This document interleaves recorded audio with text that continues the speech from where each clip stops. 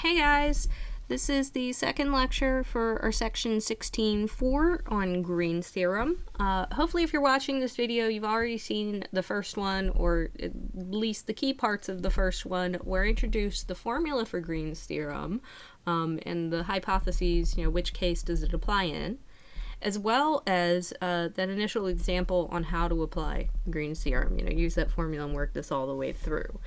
Now, I did touch on one sneaky little trick to look out for in that last video. Wouldn't be a calculus class if there weren't some sneaky little things that we had to look out for with most of our problems. But I did want to highlight some of the other cases that you might want to look out for these Green's theorem integrals. Either things that are common errors to look out for that could throw your evaluation of the problem off, or things that maybe just might make evaluation go smoother so you're not beating your head against the wall by the end of the problem. Now I'll go ahead and start us off and highlight the sneaky trick that appeared in our last example. This was that we have to be careful with what function I'm calling P and what function I'm calling Q. Now, I'll go ahead and make the observation, default way that we tend to write this out is P dx plus Q dy, or PQ dot dr. Those would be the things that are in your integrand, that you're integrating over this closed curve C. And the thing that we had to be careful of in the last problem was I actually presented it as Q dy plus P dx. So just be careful if you're, reading through these to try and apply the formula. Note that P is usually the thing that's attached to dx, or it's in the first component, the x component of your vector field, and Q is usually the thing that is attached to dy, so that is the thing that is in the second or the y component of your vector field. Okay, so just make sure that you've got the order straight and you're, not being tripped up on the off chance that this thing is presented in a slightly weird manner. One of the next tricks that I'll highlight, this is actually something I sort of glossed over a little bit until the end at that example in the last video.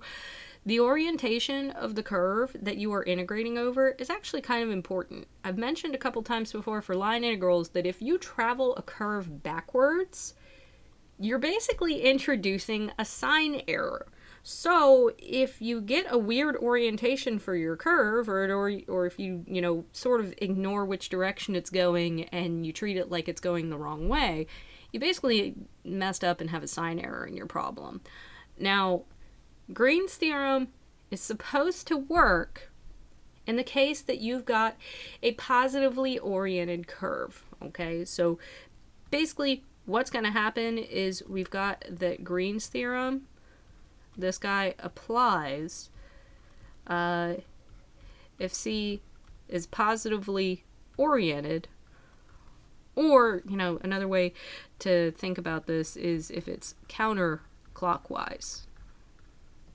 Okay, those are the cases that this thing applies. Now, this doesn't mean that you're just crap out of luck if you start out with a negatively oriented curve. If you're given a closed curve and it goes clockwise, you don't just throw your hands up and quit and say, okay, I'm not going to do this problem. We can sneak a way in to apply Green's theorem if we just correct for that sign error, right? If you start out with a curve that's, negatively oriented, let's go ahead and assume that if this thing is actually negatively oriented, and I've got this PQ dot dr that I'm working with, what I can go ahead and do is throw in some negative signs that cancel each other out. Okay, so here I've made actually no change to the value of the problem because it's like I multiplied by -1 twice. It doesn't do anything. What's really happening here is this notation suggests, that I'm traveling C backwards. So if C started out negatively oriented, that means that now it's positively oriented. But I can't just go randomly multiplying by a negative sign. I had to offset that and, multiply this by a negative. Okay, so no change to the actual problem, but the nice thing is that you can actually get away with applying greens now. Okay, so that's your sneaky trick. If you have a negatively oriented problem, you have to multiply by a -1 here and do some sign correction before you actually jump in and turn this into an area integral.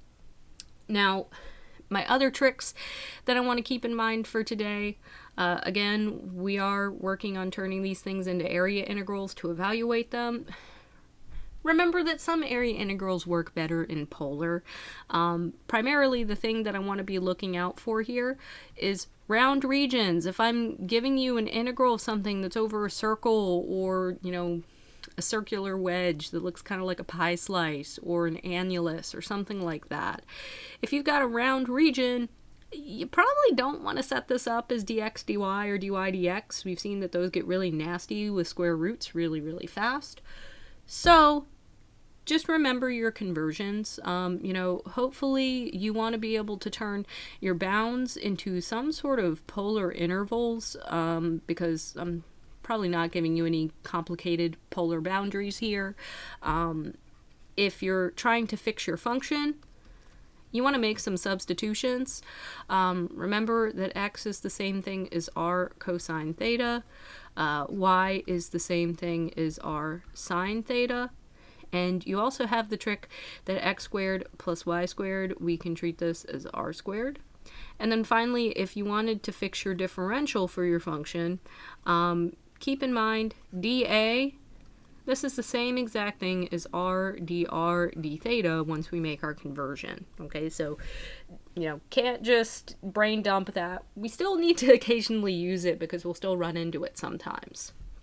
Okay, and then finally, this last trick that I wanted to touch on is, since we are looking to rewrite our line integrals as double integrals, what happens if you end up rewriting this and you luck out and you happen to just integrate a constant? Now, usually integrating constants isn't too tricky, but maybe your region is something that happens to be geometric. A trick that I want to show you guys that actually saves you quite a bit of time in some cases is this. Here, I'm making the assumption that, let's suppose that this thing that I've got here, that this thing is a constant. If this thing is a constant, that means you can factor constants out of integrals. It works just like it did in single variable calculus here. You know, you're just doing it twice, once through each of the integral symbols. And then when you factor that constant out, you're left with a 1 on the inside of your integrand, or with a 1 as your integrand. Now, the nice thing about that is I've told you guys that whenever we integrate 1, that's really a cheap way to say that you're measuring whatever you're integrating over. So if you're doing a double integral of 1 over some region R, that integral is really just going to tell you what area R has. So what I would suggest here is, if you have a nice geometric region, right? So if, you know, R is a circle, or if it's a rectangle, or if it's a triangle, it's probably going to be faster for you to just grind out the area formula than it is for you to anti-derive, substitute in bounds, anti-derive, substitute in bounds again, especially for some of these where, you know, sometimes for a triangle you might have to split your region and do 2 double integrals. If it's a circle, you've either got to do like polar or deal with square roots. Save yourself some time, right? So if you've got a geometric region and you end up integrating a constant, just use your area formulas instead. It's going to go a lot faster, okay? Now that I've highlighted all those, let's see if we can actually put these in action. Okay, so example number 1, I'm going to have you guys evaluate the line integral of this function where we've got C being this curve bounding D below. Now, since I'm trying to be a little bit more careful this time and keep an eye out for where I might be tricked, notice short's written in the form p dx q dy. I don't have to worry about the order there. That's pretty straightforward. One of the next tricks that I highlighted was look out for the orientation of your curve. And if I'm tracing the path that the arrows suggest that my curve follows, you'll notice that my curve is actually running clockwise here. right? So C is running clockwise. Now, clockwise, this means that we are negatively oriented, right? So this is going to be one of those cases that Green's theorem does not directly apply here, because Green's theorem makes the assumption that you've got a curve that goes in the totally opposite direction. So we have to go ahead and correct my signs. This is one of those cases here. Let's correct my signs. Now the way that we do this is, let's turn this integral into basically the negative version of what we're starting out with, and just traverse the curve in the opposite direction, right? So if I change the sign here and then I also do C backwards, those cancel each other out, and this is going to be basically the same exact problem as what I was given in the first place. Okay, there's no net change here. Now, for sake of me actually doing evaluation here, I'm going to go ahead and distribute that thing through. I know, at least personally, I'm a lot more inclined to drop signs and things like that if they're on the outside of the integral. So I'm just going to distribute this thing through the integral sign. And now, this is something that Green's theorem applies to, because this is now a positively oriented curve. Okay, so we can actually, throw Green's at this. Here is my P dx, and here is my Q dy. I need to actually apply the Green's formula, which says that this is now going to be a double integral over d of dq dx. That's basically going to be a 0 here. I'm deriving a function of y with respect to x. This acts like a constant. It drops off. And then I have to subtract off dp dy. Now, that minus x on the front, that acts like a constant coefficient. I hang on to it. And then my derivative of sine y with respect to y, this is just cosine y. Okay? So again, to highlight what I just did there, is I applied the Green's formula.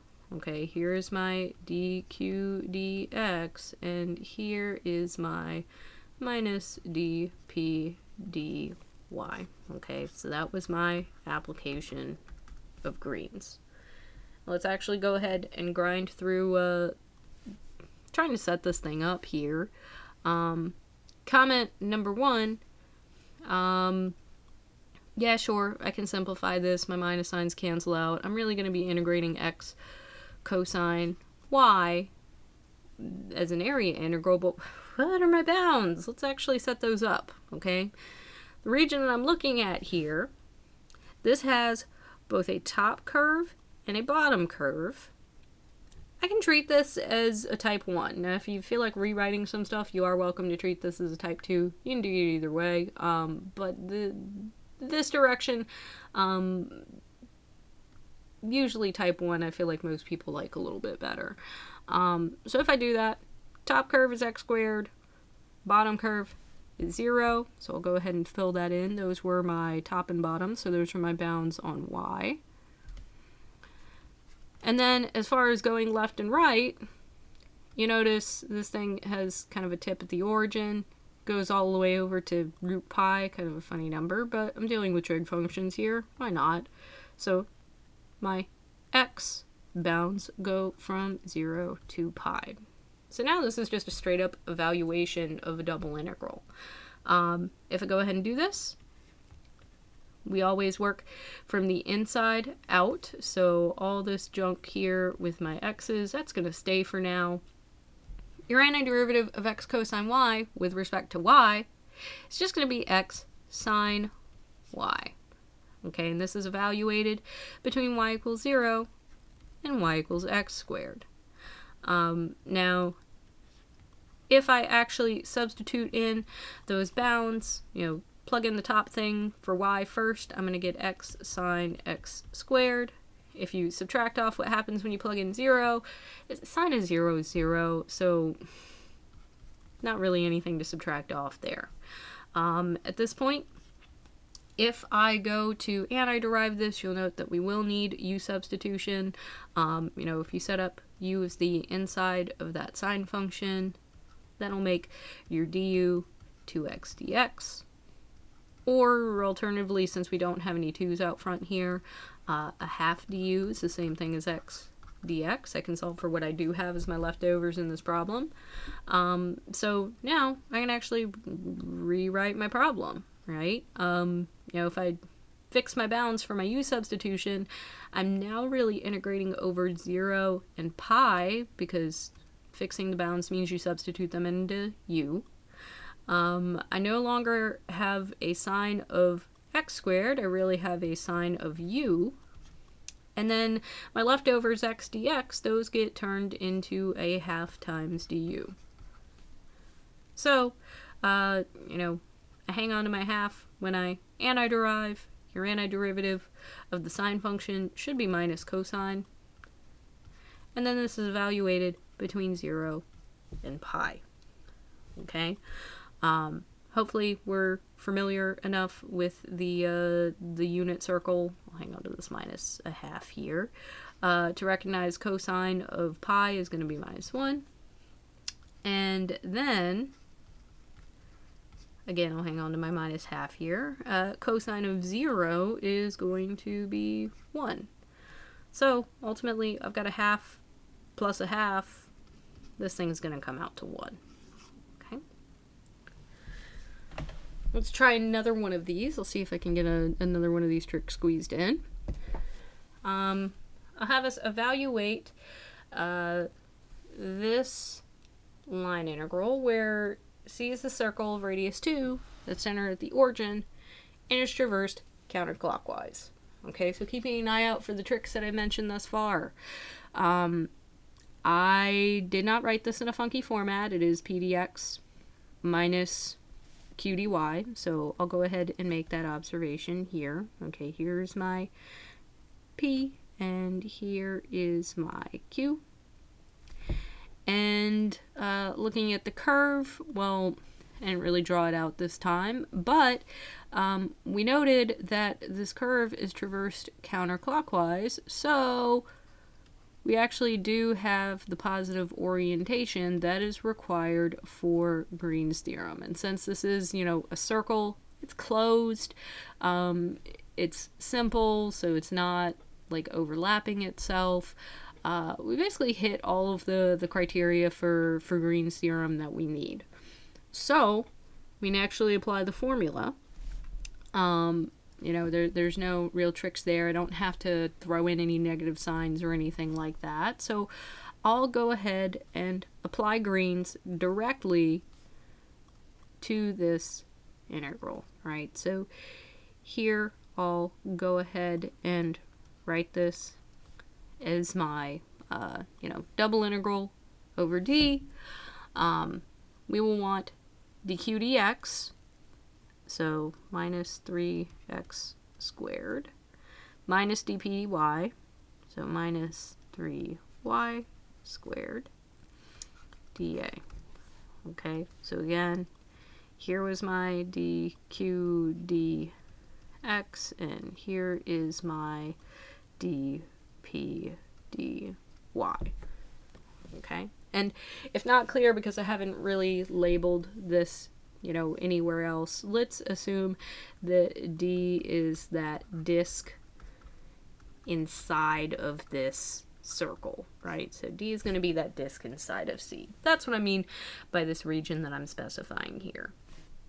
Now, I could sit here and actually come up with a circle equation for what is the circle of radius 2 that's centered at the origin. I could draw that out and think about there's being a top and bottom function and a left and right bound, or alternatively, if you did this as a type 2 region, you could think of there as being a right and left function with a bottom and top bound. But we've already seen whenever you set up these round type regions, you just get this giant jumble of square roots, and ain't nobody got time for that. So what I'm going to go ahead and note is that this thing is round, right? It's a circle. It's freaking round. What I'm going to do is I will go ahead and try polar, okay? We know that it's a circle of radius 2, so you know what your bounds on R are going to be. Since it's a full-on circle centered at the origin, you go all the way around the origin, you know what your bounds on theta are going to be. We just need to convert the function in the differential, right? So here, I'll go ahead and, make those observations. So for this disk D, I can note the following bounds. R is going to be stuck between 0 and 2. Theta is going to be stuck between 0 and 2 pi. Let's actually, fix the rest of my function, shall we? Okay, so if I set this up appropriately, you can note, x is r cosine theta, y is r sine theta, or I can just think about this as if you pull out this minus 3, it's a minus 3 times x squared plus y squared. So I'm going to go ahead and save myself some algebraic evaluations here. If I pull out that minus 3 and then have my x squared plus y squared, that's really going to turn into an r squared, right? So this is me fixing my function. We can also tack on my r d theta, and then I have to finish off with my bounds, right? My dr is the first integral, so that means the 0 and 2 are going to go on the inside, and my d theta is my outer integral, so that means my 0 and my 2 pi are going to go on the outside, okay? Before evaluating this, I would suggest that you simplify the integrand because we've got a product of r's. I don't want to leave it that way. So now this is in a good spot for direct evaluation, okay? If I start on the inside here, your antiderivative of this is going to be minus 3/4 r to the 4th. This is being evaluated between r is 0 and r is 2. If I go to substitute stuff in, okay, substituting the top value of r in first, that'll give me basically 16. And then if I substitute in the bottom, I'm subtracting off 0. Not really much to see there. If you crank this out, you've ultimately got, well, after some cancellations here, it looks like I'm just integrating minus 12. So this will go pretty fast. Minus 12 theta between 0 and 2 pi. We're gonna get minus 24 pi. Okay? So this is what we'll get here. Okay, let's try one more so I can touch on the other one of the tricks that I wanted to show you guys.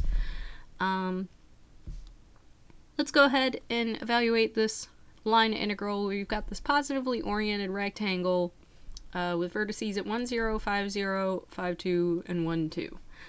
Now I'm a visual person. I like seeing what region it is that I'm integrating over, so I'm actually going to draw this out. If I've got a vertex at 1, 0, that means right here.